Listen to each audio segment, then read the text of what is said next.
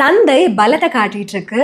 Nifty ஒரு fresh all time high break out இந்த time கொடுக்குமா அண்ட் இந்த மொமெண்டம் வந்துட்டு சந்தைக்குள்ள வருமா நம்ம பார்க்கணும். ஒரு இண்டெக்ஸ் வந்து எப்பவுமே பலமா இருந்துச்சுன்னா ஸ்ட்ராங் பங்குகள் வந்து அதனுடைய அப் ட்ரெண்டை கண்டினியூ பண்ணும், மொமெண்டமும் காட்டும். உங்க எல்லாரையும் வீக்லி பிரேக் அவுட் சீரீஸ்க்கு நான் வரவேற்கிறேன். நம்ம இன்னைக்கு பார்க்க போற முதல் பங்கு சிஎஸ்பி பேங்க். இந்த பங்கு வந்து ப்ரீவியஸா ஹை ஜனவரி 2024 பண்ணிருக்கு. அதுக்கப்புறமா ஹெல்த்தி கரெக்ஷன் 35% பார்த்திருக்கு. அதுக்கப்புறம் ஒரு பேஸ் ஃபார்மேஷன் நடந்திருக்கு.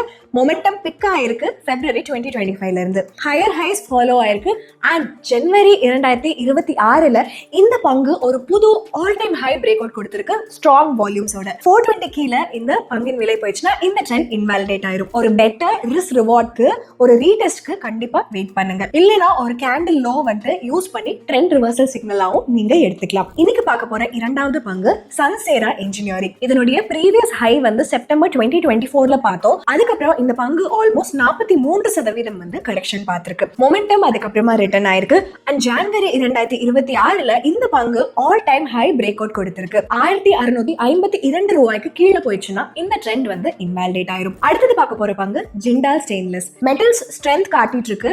இந்த பங்கு வந்து ஆல்ரெடி ஸ்டெடி அப் ட்ரெண்ட்ல இருந்திருக்கு ஏப்ரல் 2025ல இருந்து. ஜனவரி 2026ல இந்த பங்கு வந்து fresh all time high volume சப்போர்ட்டோட கொடுத்திருக்கு. 776 அப்படிங்கிற வேல்யூ கீழே இந்த பங்கு வேலை போயிருச்சுன்னா இந்த ட்ரெண்ட் இன்வாலிடேட் ஆயிரும். இதுதாங்க இந்த வாரத்தினுடைய பிரேக் அவுட் ஸ்டாக்ஸ். இந்த 3 பங்குகள்ல எந்த பங்கு உங்களோட வாட்ச் லிஸ்ட்ல இருக்கு கமெண்ட் செக்ஷன்ல சொல்லிருங்க.